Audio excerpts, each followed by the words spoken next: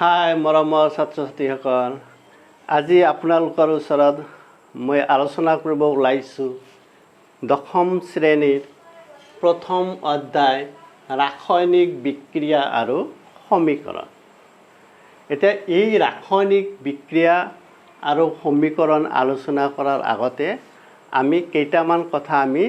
জানি থোৱা ভাল। তাৰে ভিতৰত চাওক যে ভৌতিক পৰিৱৰ্তন আৰু ৰাসায়নিক পৰিৱৰ্তন। ইতিমধ্যে আমি পাই আহিছোঁ যে ভৌতিক পৰিৱৰ্তন আৰু ৰাসায়নিক পৰিৱৰ্তননো কি বস্তু। ভৌতিক পৰিৱৰ্তনত আমাৰ কি হয় যে কোনো এটা পদাৰ্থৰ বা কোনো এটা বস্তু তাৰ কি হয় অৱস্থাৰ পৰিৱৰ্তন হয়। কি হয় তাৰ অৱস্থাৰহে পৰিৱৰ্তন হয়। যেনেকুৱা যে আমি ঘৰত আমি বজাৰৰ পৰা অনা যিবিলাক পাচলি আছে, এই পাচলিবিলাক যদি আমি কাটি থৈ দিওঁ, কাটি থোৱাটো বা কাটি থোৱাটো আমাৰ এটা কি হ'ব, এটা ভৌতিক পৰিৱৰ্তন। যেনেকুৱা আমাৰ বৰফ, আইচ, এই বৰফ আমি চবেই জানো, হয়তো আপোনালোকে খাই ভাল পায় বৰফ। এই বৰফটো কি যে পানীক যদি আমি কি কৰা হয়, আমি তাৰ উষ্ণতা যদি আমি কমাই দিওঁ, যেতিয়া আমাৰ 0 ডিগ্ৰী উষ্ণতা আহি পাবহি, তেতিয়া কি হয় এইবিলাক আমাৰ পানীটো বৰফ হ'ব আৰম্ভ হয় আৰু তেতিয়া আমাৰ বৰফ হয়। আৰু সেই বৰফটোক যেতিয়া আকৌ আমি উষ্ণতা বঢ়াই দিয়া হয় বা তাপ দিয়া হয়, তেতিয়া সেই বৰফখিনি কি হয় আকৌ পানী হ'ব। আৰু যদি আমি বেছিকৈ যদি তাপ দিওঁ, যদি উত্তাপ কৰা হয়, তেতিয়াহ'লে কি হয় সেইখিনি আকৌ আমাৰ বাষ্প হ'ব নাইবা গেছ হ'ব। আকৌ সেই গেছখিনি যদি আমি আকৌ ঠাণ্ডা কৰি দিয়া হয়, তেতিয়া আমি আকৌ পানীক আকৌ ঠাণ্ডা কৰিলে আমি কি পাম, আকৌ আমি বৰফ পাম। তাৰমানে কি এই পানী, বৰফ বা বাষ্প এইবিলাকৰ যিবিলাক আমাৰ কি আছে ৰাসায়নিক যিবিলাক পদাৰ্থ আছে, এই পদাৰ্থবিলাকৰ বা ধৰ্ম কোনো পৰিৱৰ্তন হোৱা নাই। সেইকাৰণে এইবিলাক হ'ল আমাৰ ভৌতিক পৰিৱৰ্তন। এতিয়া আমি আৰু এটা উদাহৰণত আহোঁ যে আমাৰ কি আছে, ছাপ'জ আমি ইয়াতে 1 গ্লাছ পানী লৈছোঁ। এই পানীটোত আমি কি কৰিলোঁ, আমি কিছুমান নিমখ ঢালি দিলোঁ, 1 চামুচমান নিমখ দিলোঁ, নাইবা কাৰোবাৰ ওচৰত নিমখ নাই, সি চেনিও ঢালি দিব পাৰে। এই চেনি ঢালি দিলোঁ, দিয়াৰ পিছত এইটো যি দ্ৰৱীভূত হৈ গ'ল, চেনি বা নিমখখিনি আমাৰ নোহোৱা হ'ব, আমি দেখা নাপাম। তেতিয়াহ'লে নোহোৱা হ'লেও এই নিমখ বা চেনিখিনি এই পানীৰ লগত কি হ'ব, দ্ৰৱীভূত হৈ থাকিব, মিহলি হৈ থাকিব। কিন্তু আকৌ যদি আমি এইটো যদি আমি কি কৰা হয়, ফিজিকেলি অৱস্থা যদি পৰিৱৰ্তন কৰা হয়, যদি আমি ইয়াতে যদি কি কৰোঁ, উষ্ণতা বঢ়াই গৈ পানীখিনি যদি নোহোৱা কৰোঁ, আকৌ আমি তাৰ পৰা কি সেই চেনি বা সেই নিমখ আমি পাব পাৰোঁ। তাৰমানে এই পানীত চেনি বা নিমখ মিলোৱা এটা আমাৰ কি হয় ভৌতিক পৰিৱৰ্তন। গতিকে এইবিলাকতো আপোনালোকে পাই আহিছে, তথাপি এনেই অলপ মনত পেলাই দিছোঁ, হয়নে? এতিয়া এইবিলাক হ'ল আমাৰ ভৌতিক পৰিৱৰ্তন। ভৌতিক পৰিৱৰ্তন মানে যিবিলাক পৰিৱৰ্তনত দেখা যায় যে পদাৰ্থৰ কোনো কি হয়, পদাৰ্থৰ খালি তাৰ অৱস্থাৰহে পৰিৱৰ্তন হয়। তেতিয়াহ'লে আমি আহোঁ যে আমাৰ যিটো ৰাসায়নিক পৰিৱৰ্তন, এতিয়া ৰাসায়নিক পৰিৱৰ্তন আমাৰ কি বস্তু হ'ব। তেতিয়াহ'লে আমাৰ এই ৰাসায়নিক পৰিৱৰ্তন হ'ব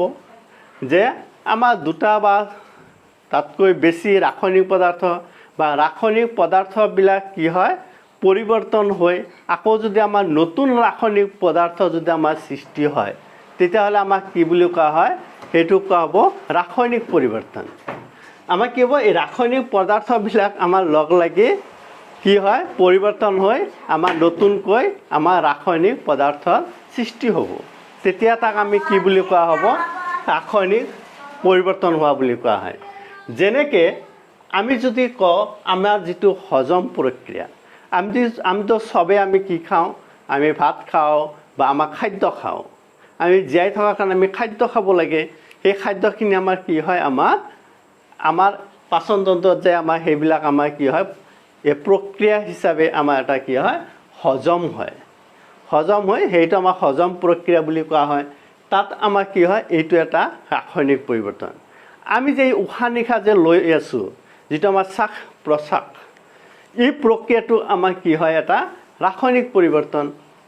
যেনেকুৱা আমাৰ যিটো আছিল আমাৰ এই তাৰপিছত আমাৰ যিবিলাক ফল মূল যে আমাৰ কেঁচা ফল মূল লাহে লাহে লাহে লাহে সেইবিলাক আমাৰ পকি যায়, এইবিলাক যে ফল মূলবিলাক পকাটো আমাৰ কি হয়, ৰাসায়নিক পৰিৱৰ্তন হয়। আমি গাখীৰ থৈ দিলোঁ আৰু সেই গাখীৰৰ পৰা আমাৰ কি হয়, আমাৰ দৈ বা ক্ৰীম হৈ গ'ল, এইটো কিন্তু আমাৰ এটা ৰাসায়নিক পৰিৱৰ্তন। কিয়নো দৈৰ পৰা আপোনালোকে কেতিয়াও গাখীৰ নাপাব আকৌ, বা ক্ৰীমৰ পৰা আকৌ এই গাখীৰ নাপাব। আপুনি এতিয়া আপোনাৰ এই মিষ্টি বনাই আছে, মিঠাই, মিঠাইৰ পৰা আকৌ গাখীৰ নাপাব, গাখীৰৰ পৰা মিঠাই বনোৱা হয়। তেতিয়াহ'লে এইবিলাক আমাৰ কি হয়, ৰাসায়নিক পৰিৱৰ্তন। নাইবা আমি যদি দেখা পাওঁ, এটা সাধাৰণতে আমাৰ চাৰিওফালে আমি দেখা পাওঁ কি, যে আমাৰ লোৰ বস্তুবিলাক যদি থাকে, লোৰ বস্তুবিলাক কিছুমান দিন যদি পৰি থাকে, যেনে আমাৰ ঘৰত আমাৰ কি ৰান্ধনীশালত যেনেকৈ টাৱা হওক, দা কটাৰী এইবিলাকেই হওক, বা বাহিৰৰ আমাৰ যদি ৰড গজাল এইবিলাকেই হওক, এইবিলাক বস্তু যদি আমাৰ দেখা যায় যে কিছুদিন যদি আমাৰ পৰি থাকে, তাতে পানী আৰু যদি বায়ুটো সদায় আছেই, এইবিলাকৰ পৰিৱেশত কি হয়, সেইবিলাক আমাৰ দেখা যায় ৰঙৰ পৰিৱৰ্তন হৈ আমাৰ এটা চামনিৰ নিচিনা পৰে। তাক আমি কি বুলি কওঁ? ৰাহুল ঠিকে কৈছে, এইটো আমাক কি বুলি কওঁ? মামৰ বুলি কওঁ। মামৰে ধৰা, লোৰ বস্তু মামৰ ধৰা, ইও এটা আমাৰ কি হয়, ৰাসায়নিক পৰিৱৰ্তন। লোৰ বস্তুটো মামৰ ধৰাটো আমাৰ কি হ'ব, ৰাসায়নিক পৰিৱৰ্তন। যেনেকৈ কাগজ এখিলা, কাপোৰ এটুকুৰা, কানি এটুকুৰা, এইবিলাক যদি আমি জ্বলাই দিওঁ, জ্বলাই দিলে কি হ'ব, এটা পুৰি যাব, পুৰি আমাৰ তাতে কাৰ্বন ডাই অক্সাইড গেছ ফৰ্ম হ'ব। গতিকে এইবিলাক বস্তুৱেই হ'ল আমাৰ কি, ৰাসায়নিক পৰিৱৰ্তন। ৰাসায়নিক পৰিৱৰ্তন কোনবিলাক হ'ল, যে যিবিলাক পৰিৱৰ্তনত দেখা যায় যে পদাৰ্থৰ পৰিৱৰ্তনত কি হয়, তাতে আমাৰ নতুনকৈ আমাৰ কিছু বস্তু আমাৰ গঠন হয়, নতুন বস্তু আমাৰ কি হয়, উৎপন্ন হয়। সেই নতুন বস্তু যদি যি পৰিৱৰ্তনত আমাৰ নতুন বস্তু আমাৰ কি হয়, উৎপন্ন হয়, তাকে আমি কি বুলি কওঁ, চিম্পল ৰাসায়নিক পৰিৱৰ্তন। আৰু যদি ভৌতিক পৰিৱৰ্তনত কি হয়, আমাৰ তাতে তাৰ অৱস্থাৰ পৰিৱৰ্তন হয়, কিন্তু কোনো ধৰণৰ নতুন বস্তুৰ পৰিৱৰ্তন নহয়। তেতিয়াহ'লে সেইবিলাকক ভৌতিক আৰু ৰাসায়নিক হ'বলৈ হ'লে আমাৰ কি হ'ব, যে পদাৰ্থৰ আমাৰ কি হ'ব, পৰিৱৰ্তন হৈ আমাৰ নতুন পদাৰ্থৰ আমাৰ কি হয়, সৃষ্টি বা উৎপন্ন হয়। তাকে আমি কি বুলি কওঁ, আমি সেইটো ৰাসায়নিক পৰিৱৰ্তন ক'ম। গতিকে এই ৰাসায়নিক পৰিৱৰ্তনটো আমি বুজি পালোঁ। এতিয়া ৰাসায়নিক বিক্ৰিয়া কি আহোঁ, ৰাসায়নিক বিক্ৰিয়া কাক বোলে? গতিকে এই ৰাসায়নিক পদাৰ্থবিলাকৰ মাজত সংযোজন বিযোজন বা সিহঁতৰ মাজত পৰিৱৰ্তন হৈ নতুনকৈ যিটো ৰাসায়নিক পদাৰ্থ যদি আমাৰ সৃষ্টি বা উৎপত্তি হয়, সেই প্ৰক্ৰিয়াটোক আমাক কি বুলি কোৱা হয়, ৰাসায়নিক বিক্ৰিয়া হোৱা বুলি কোৱা হ'ব। ৰাসায়নিক বিক্ৰিয়া কি, যে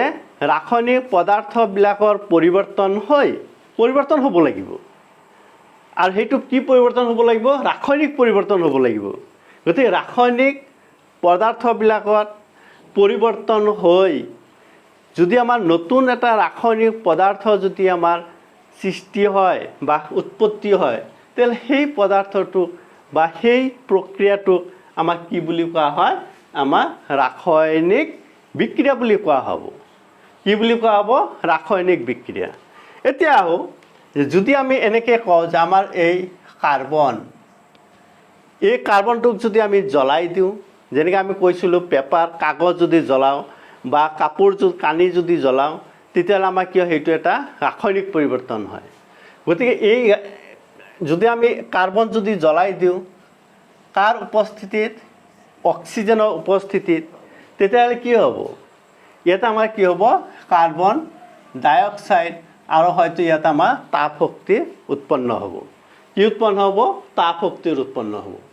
গতিকে ইয়াত আমি কি পালোঁ, যে কাৰ্বন আৰু যোগ তাৰ লগত লগ লাগিছে, অক্সিজেন, আৰু তাতে লগ লাগি কি হৈছে, কাৰ্বন ডাই অক্সাইড। এতিয়া আমি ইয়াতে কি পালোঁ, কাৰ্বন আৰু অক্সিজেন দুই ধৰণৰ আমাৰ কি পালোঁ, মলিকুল বা এই পৰমাণু পালোঁ। কিন্তু এই যিটো নতুন বস্তু গঠন হ'ল, ইয়াতে আমাৰ কি আছে কাৰ্বন আৰু অক্সিজেনেই আছে ইয়াতে কিন্তু বেলেগ বস্তু হোৱা নাই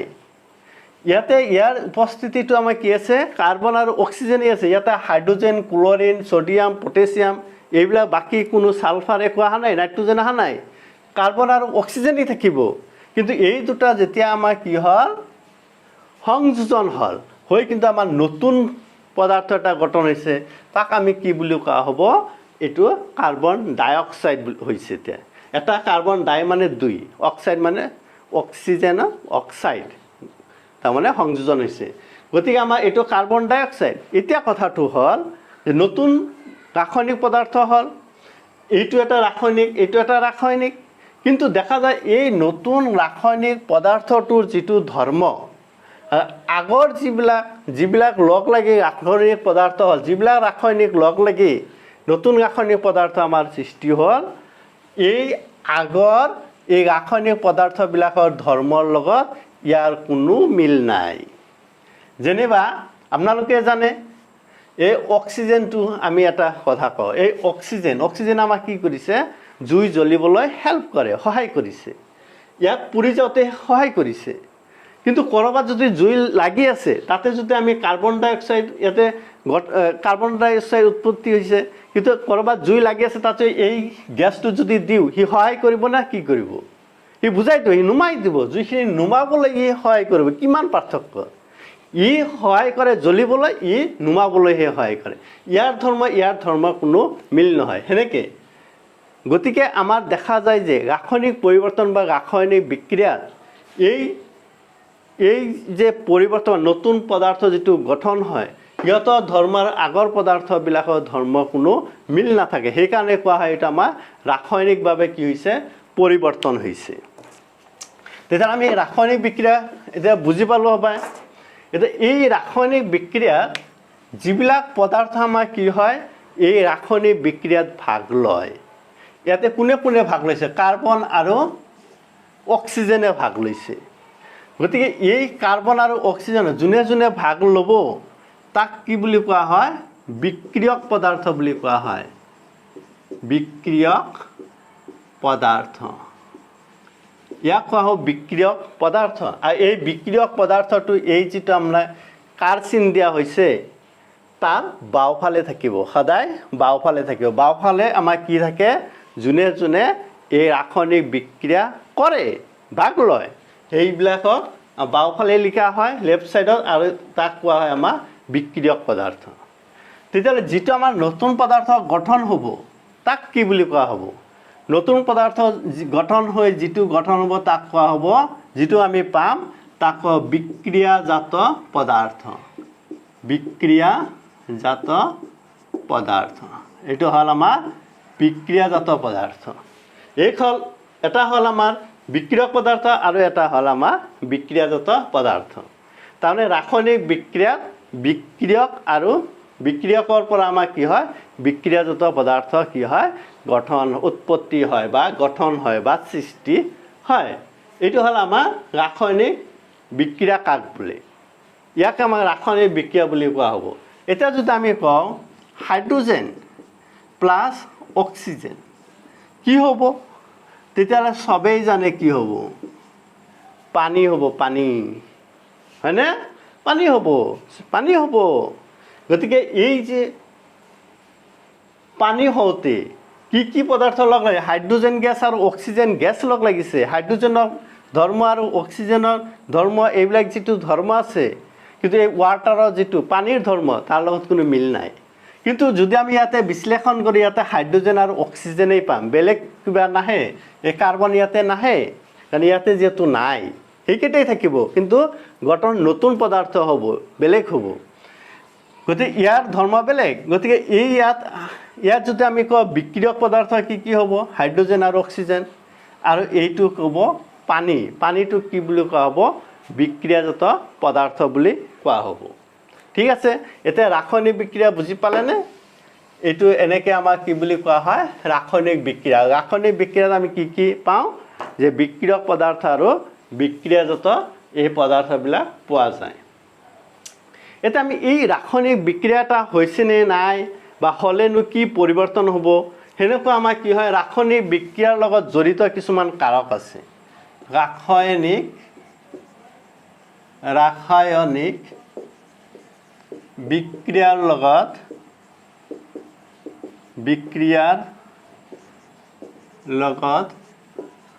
জড়িত কাৰক বা এইবিলাক লক্ষণ বিক্ৰিয়াৰ লগত জড়িত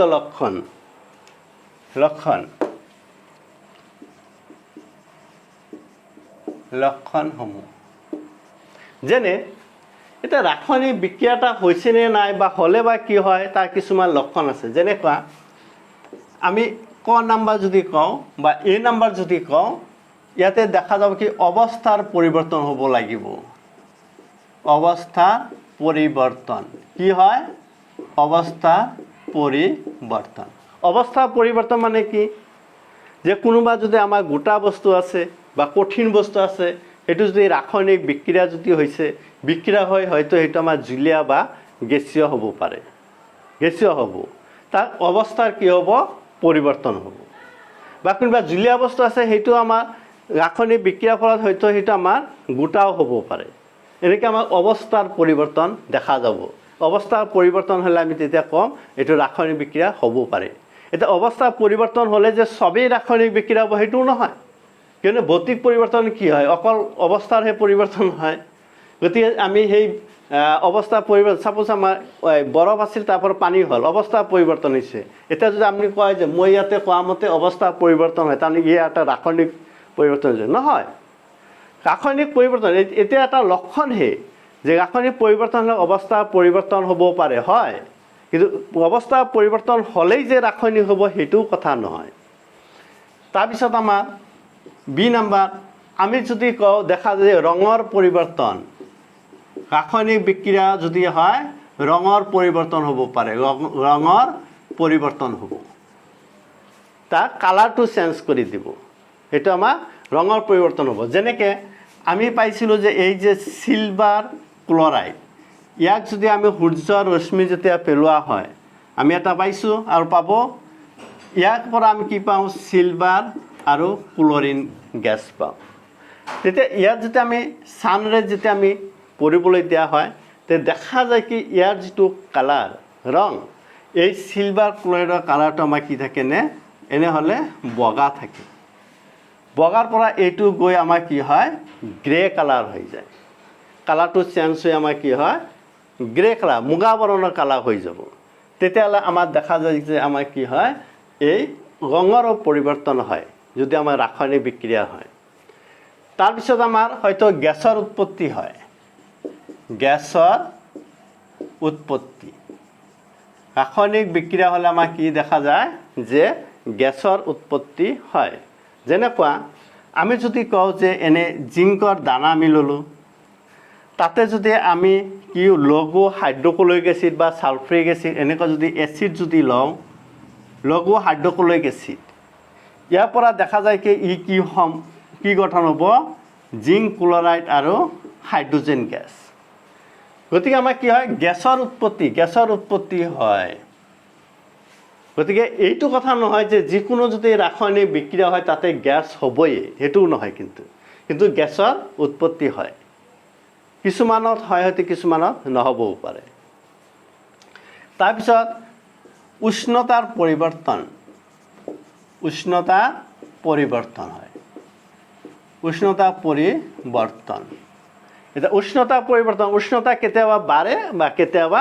ৰাসায়নিক বিক্ৰিয়া কমেও উষ্ণতা কেতিয়াবা আমি কি কৰিব লাগে হিট তাপ আমি ছাপ্লাই যোগান ধৰিব লাগে বা কেতিয়াবা আমাক কি ছাপ্লাই কৰিব নালাগে নিজে তাপ হয় যেনেকৈ এটা উদাহৰণ যদি লওঁ আপোনালোকে জানে আমাৰ যিটো পুৰা চূণ আছে বজাৰত কেলছিয়াম অক্সাইড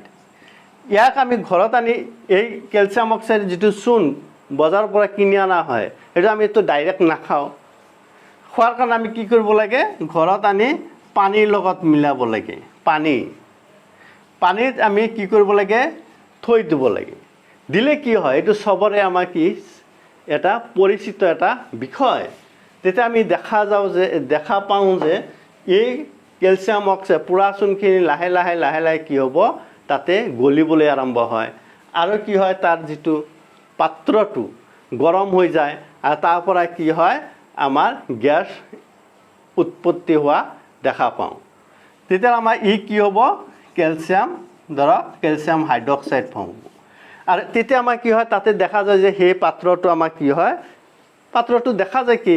যে গৰম হৈ গৈছে গতিকে গৰম হৈছে মানে তাপ উৎপন্ন হৈছে এই তাপটো ক'ৰ পৰা আহিছে এতিয়া আপুনিও তো যোগান ধৰা নাই ময়ো দিয়া নাই কোনো দিয়া নাই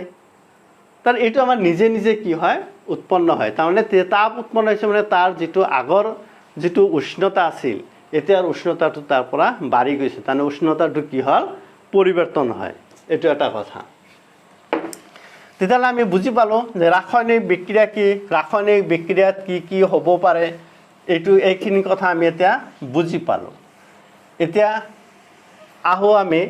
যে ৰাসায়নিক সমীকৰণ এতিয়া ৰাসায়নিক সমীকৰণনো কি বস্তু ৰাসায়নিক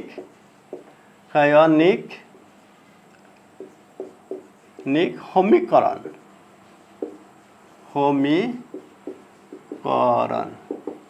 কেমিকেল ইকুৱেশ্যন এতিয়া ৰাসায়নিক সমীকৰণনো কি বস্তু এতিয়া সমীকৰণত আমি পাইছোঁ গণিততো আমি পাইছোঁ বহুতবাৰ পাইছোঁ সমীকৰণত কি থাকে যে আমাৰ কিছুমান পদ থাকে সেই পদ বা টাৰ্মছ সেইবিলাকক আমি যদি সমান চিন দি ইফালে সিফালে তাৰ লগত তুলনা কৰি যদি আমি লিখাৰ পিছত আমি যিটো পাওঁ সেইটো আমি সমীকৰণ পাওঁ বা বাওঁফালৰ পদবিলাক ইকুৱেল টু আমি কি 0 হ'ব পাৰে তেতিয়াহ'লে সেইবিলাকক আমি কি সমীকৰণ বুলি কওঁ কিন্তু আমাৰ ৰাসায়নিক সমীকৰণ কি এই ৰাসায়নিক সমীকৰণ হ'ল এই যিবিলাক আমাৰ বিক্ৰিয়ক পদাৰ্থ বা বিক্ৰিয়াজাত পদাৰ্থ এইবিলাক লগ লাগি বা এই ঘটনাটো আমি যিটো ৰাসায়নিক বিক্ৰিয়া হোৱা বুলি কোৱা হয় যে বিক্ৰিয়কৰ পৰা বিক্ৰিয়াজাত পদাৰ্থ গঠন হ'ল এইটো ৰাসায়নিক বিক্ৰিয়া হৈছে গতিকে এই ৰাসায়নিক বিক্ৰিয়াটো আমাৰ সংক্ষেপে শ্বৰ্টলি আমি বুজোৱাৰ কাৰণে আমাৰ কি কৰা হয় আমি ৰাসায়নিক সমীকৰণ ব্যৱহাৰ কৰোঁ আৰু এই ৰাসায়নিক সমীকৰণ হ'ব যে এই ৰাসায়নিক বিক্ৰিয়া এটাক আমি কি কৰাৰ কাৰণে প্ৰকাশ কৰাৰ কাৰণে আমি কি কৰা হয় এই মৌল বা এই যিবিলাক ৰাসায়নিক পদাৰ্থবিলাকৰ কি হয় চিহ্ন আৰু সংকেত ব্যৱহাৰ কৰি আমি ৰাসায়নিক বিক্ৰিয়া এটা প্ৰকাশ কৰিলে তাকেই আমাৰ কি বুলি কোৱা হয় ৰাসায়নিক সমীকৰণ বুলি কোৱা হয় যে ৰাসায়নিক বিক্ৰিয়া এটাৰ বিক্ৰিয়ক পদাৰ্থ আৰু বিক্ৰিয়াজাত পদাৰ্থক আমাৰ সংক্ষেপে প্ৰকাশ কৰিবলৈ আমি চিহ্ন ৰাসায়নিক পদাৰ্থবিলাকৰ চিহ্ন আৰু চিন আৰু যিবিলাক চিম্বল এইবিলাকৰ দ্বাৰা প্ৰকাশ কৰাটোকেই আমাৰ কি বুলি কোৱা হয় ৰাসায়নিক সমীকৰণ হ'ব যেনিবা আমাৰ এইটো এটা কওঁ যে ৰাসায়নিক সমীকৰণ জিংক কাৰ্বনেট ইয়াক আমি কি কৰিলোঁ ইয়াত আমি তাপ দিলোঁ তাপ দিয়াৰ পিছত ই কি হ'ব ভাঙি যায় কি হ'ব জিংক অক্সাইড প্লাছ কাৰ্বন ডাই অক্সাইড এইটো এটা কি হ'ল ৰাসায়নিক সমীকৰণ হ'ল এইটো আমাৰ এইফালৰ বস্তুটো আমাৰ বিক্ৰিয়ক আৰু এইফালৰটো বিক্ৰিয়াজাত পদাৰ্থ ইয়াত আমি সমান চিন নিদি আমি কি দিছোঁ কাৰ চিন দি আমি প্ৰকাশ কৰিছোঁ এতিয়া সমান চিন দিলে এইফালে প্ৰত্যেকটো পৰমাণু এইফালৰ পৰমাণুৰ লগত একদম একে হ'ব লাগিব আৰু যদি আমি ইয়াতে কাৰ চিন দিওঁ তেতিয়াহ'লে আমাৰ এই বিক্ৰিয়াটো আমি ইয়াতে প্ৰকাশ কৰা হ'ব ইয়াতে হয়তো আমাৰ কি এইটো সমতুল্য নহ'লেও চলি যাব আৰু যদি সমান দিওঁ সমতুল্য হ'বই লাগিব গতিকে এইটো এটা কি হ'ল আমি কিহেদি প্ৰকাশ কৰিছোঁ এই বিক্ৰিয়াটো আমি এতিয়া ক'ব লগা হোৱা নাই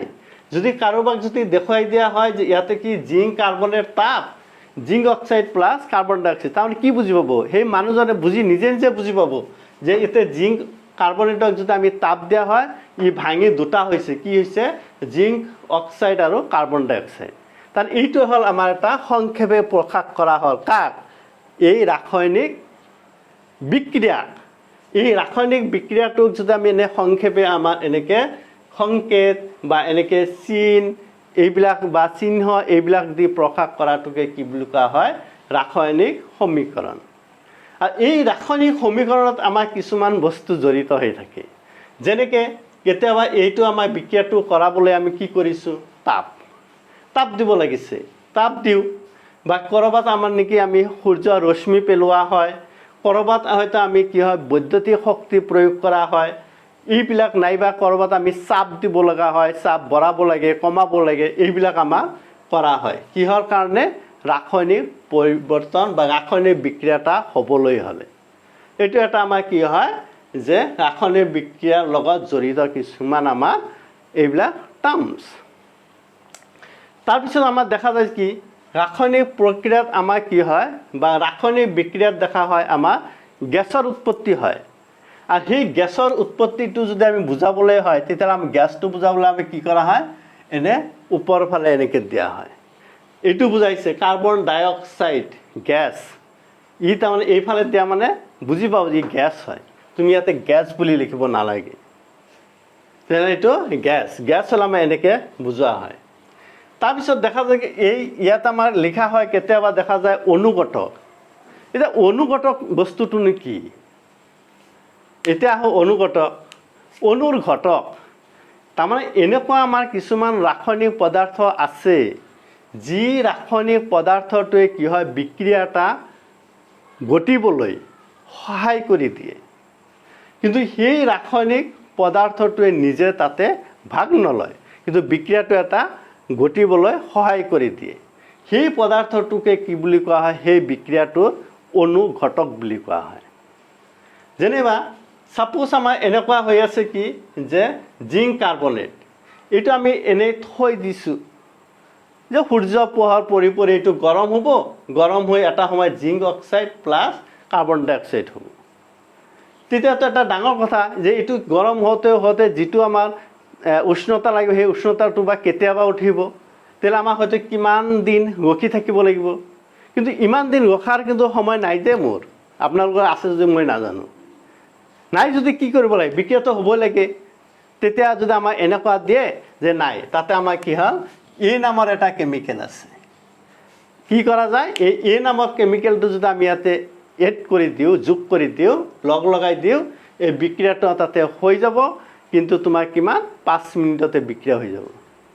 তেতিয়া আমি লগে ভাগে একদম দৌৰি যায় ফুটুককৈ যায় আমি কি কৰিলোঁ এ নামৰ সেই পদাৰ্থটো লৈ আহিলোঁ,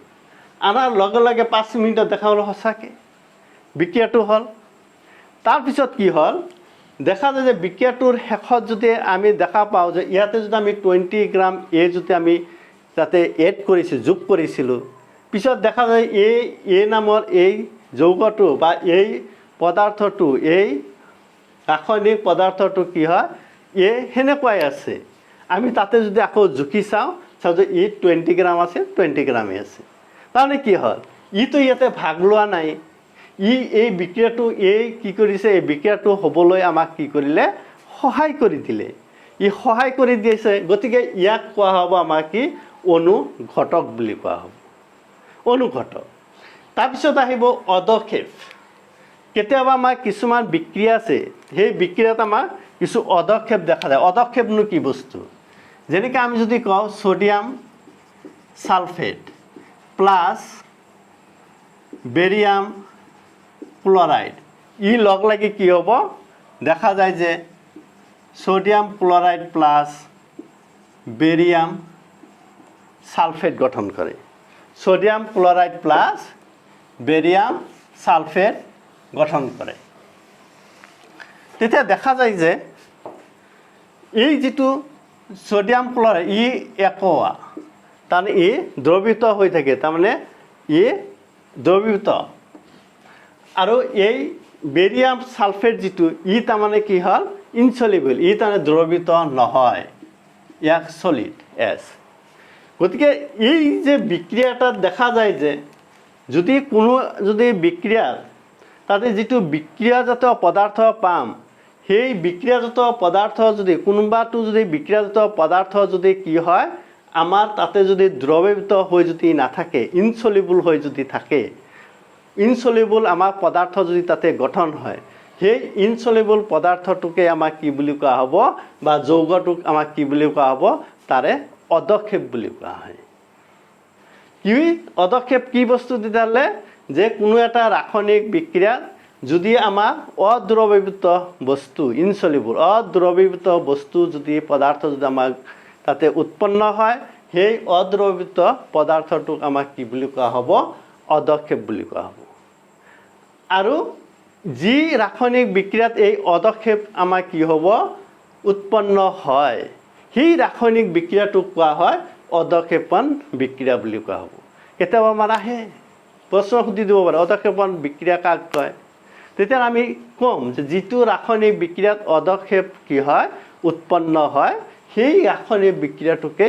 অদক্ষেপণ বিক্ৰিয়া বুলি কয় আমি দীঘল কৰা দৰকাৰ নাই আমি কি কৰিব লাগে একদম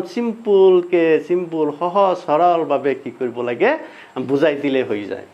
অদক্ষেপণ বিক্ৰিয়া মানে যি ৰাসায়নিক বিক্ৰিয়াত অদক্ষেপ গঠন হ'ব সেই ৰাসায়নিক বিক্ৰিয়াটোকে কোৱা হ'ব আমাৰ অদক্ষেপণ বিক্ৰিয়া বুলি কোৱা হ'ব তাৰপিছত আমাৰ অৱস্থাৰো পৰিৱৰ্তন হয় এতিয়া আমাৰ কি আছিল আছিল আমাৰ যিবিলাক আমাৰ সলিড বা যিবিলাক একো আছিল দ্ৰৱিত বস্তু ইয়াৰ পৰা ই সলিড হ'ল অৱস্থা পৰিৱৰ্তন হৈ গ'ল আমাৰ জিংক কাৰ্বনেট সলিড আছিল সলিড মানে কি আছিল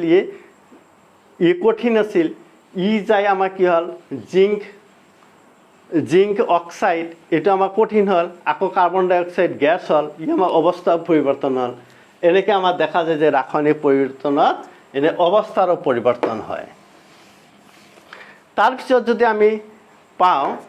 আমি যদি তাৰপিছত যদি লক্ষ্য কৰোঁ তেতিয়া দেখা যায় যে এই যে ৰাসায়নিক বিক্ৰিয়া আছে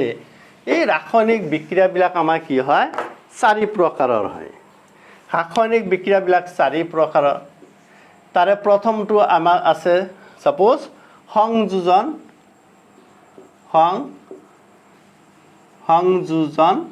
বিক্ৰিয়া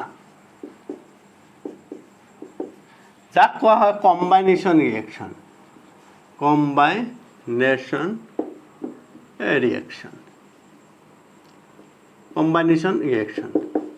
এটা কম্বাইনেশ্যন ৰিয়েকশ্যন এই নামৰ পৰা এটা পৰিচয় কম্বাইন হোৱা একলগ হোৱা সংযোজন হোৱা জোৰা লগোৱা তাৰমানে কি এই সংযোজন বিক্ৰিয়া হ'ল এনেকুৱা ধৰণৰ বিক্ৰিয়া যিটো ৰাসায়নিক বিক্ৰিয়াত দুটা বা তাতকৈ বেছি বিক্ৰিয়ক পদাৰ্থ লগ লাগি অকল এটাই বিক্ৰিয়াজাত পদাৰ্থ গঠন কৰে সেই বিক্ৰিয়াটোক কোৱা হ'ব আমাৰ সংযোজন বিক্ৰিয়া মানে যে যি ৰাসায়নিক বিক্ৰিয়াত দুটা বা ততোধিক বিক্ৰিয়ক পদাৰ্থ লগ লাগি এটা বিক্ৰিয়াজাত পদাৰ্থ গঠন হয় কেইটা বিক্ৰিয়াজাত পদাৰ্থ হ'ব অকল এটাই হ'ব কম্বাইন হৈ একলগ হৈ এটা গঠন হ'ব সেইটোক কোৱা হ'ব আমাৰ কি কম্বাইনেশ্যন ৰিয়েকশ্যন সংযোজন বিক্ৰিয়া যদি আমি চাওঁ সাপোজ হাইড্ৰোজেন প্লাছ অক্সিজেন কি হ'ল পানী ইয়াত আছিল দুটা লগ লাগি কেইটা হ'ল এটা হ'ল যদি কওঁ নাইট্ৰোজেন প্লাছ হাইড্ৰোজেন কি হ'ব এমোনিয়া ইয়াত আছিল নাইট্ৰোজেন হাইড্ৰোজেন দুটা বিক্ৰিয়াজাত পদাৰ্থ এটাই হ'ল এমোনিয়া ই এটা কি হ'ল কম্বাইনেশ্যন ৰিয়েকশ্যন হ'ল সংযোজন বিক্ৰিয়া বা এনেকৈ যদি দিয়া হয় কেলছিয়াম অক্সাইড প্লাছ ৱাটাৰ কি হ'ব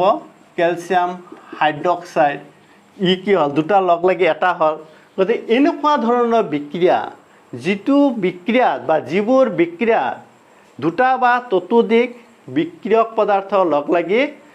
অকল এটাই বিক্ৰিয়াজাত পদাৰ্থ গঠন কৰে সেই বিক্ৰিয়াটো ৰাসায়নিক বিক্ৰিয়া কি বুলি কোৱা হয় সংযোজন বিক্ৰিয়া বুলি কোৱা হয় তাৰপিছত যদি আমি কওঁ বিযোজন বিক্ৰিয়া 2 নম্বৰত আহিব আমাৰ কি বিযোজন বিক্ৰিয়া 2 বিয়োজন বিক্ৰিয়া এইটো হয় আমাৰ ভাঙি দিয়া বিয়োজন ভাঙি দিয়া এইটো কোৱা হয় আমাৰ ডিকম্পোজিশন ৰিয়েকশ্যন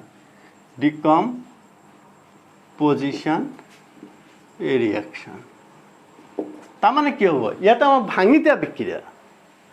এই বিক্ৰিয়াটো হল আমাৰ এই কম্বিনেশ্যন অৰ্থাৎ আমাৰ সংযোজন বিক্ৰিয়াৰ এইটো হল আমাৰ সম্পূৰ্ণ বিপৰীত বিক্ৰিয়া সংযোজনত দুটা বা ততোধিক বিক্ৰিয়ক পদাৰ্থৰ লগ লাগি এটা হৈছিল আৰু ইয়াতে হ'ব বিয়োজন হ'ব এটা বিক্ৰিয়ক পদাৰ্থ কেইটা হ'ব এটাই থাকিব এটা বিক্ৰিয়ক পদাৰ্থৰ কি হয় ভাঙি কি হয় দুটা বা তাতকৈ বেছি বিক্ৰিয়াজাত পদাৰ্থ যদি গঠন হয় তাক কোৱা হয় আমাৰ বিয়োজন বিক্ৰিয়া যিবোৰ ৰাসায়নিক বিক্ৰিয়া এটা বিক্ৰিয়ক পদাৰ্থ ভাঙি দুটা বা তাতকৈ বিক্ৰিয়াজাত পদাৰ্থ গঠন হয় তাকেই কোৱা হয় বিয়োজন বিক্ৰিয়া যেনেকৈ উদাহৰণ যদি আমি দিব যাওঁ ক্যালসিয়াম কার্বনেট ইয়াক যদি আমি তাপ দিয়া হয় বহুত তাপ লাগিব কিন্তু 1000 ডিগ্ৰী সেলসিয়াস তেতিয়া ই কি হ'ব ক্যালসিয়াম হাইড্ৰক্সাইড ক্যালসিয়াম অক্সাইড আৰু লগতে হ'ব কাৰ্বন ডাই অক্সাইড ইয়াতে কেইটা আছিল বিক্ৰিয়ক এটাই ক্যালসিয়াম কাৰ্বনেট হল কেইটা দুটা ক্যালসিয়াম অক্সাইড আৰু কাৰ্বন ডাই অক্সাইড দুটা হল যদি আমি এইটো দিওঁ এইটো যদি আমি দিয়া যায় zinc carbonate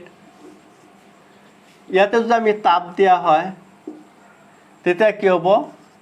zinc oxide plus carbon ডাই অক্সাইড যদি আমাৰ সিলভাৰ ক্লোৰাইড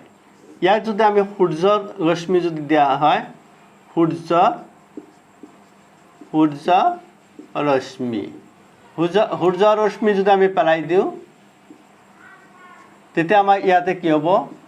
সিলভাৰ আৰু ক্লোৰিন এটাৰ পৰা দুটা হল এনেকৈ আমাৰ কি হয় যিবোৰ ৰাসায়নিক বিক্ৰিয়াত একেটা বিক্ৰিয়া পদাৰ্থৰ পৰা দুটা বা তাতকৈ যদি বেছি বিক্ৰিয়াজাত পদাৰ্থ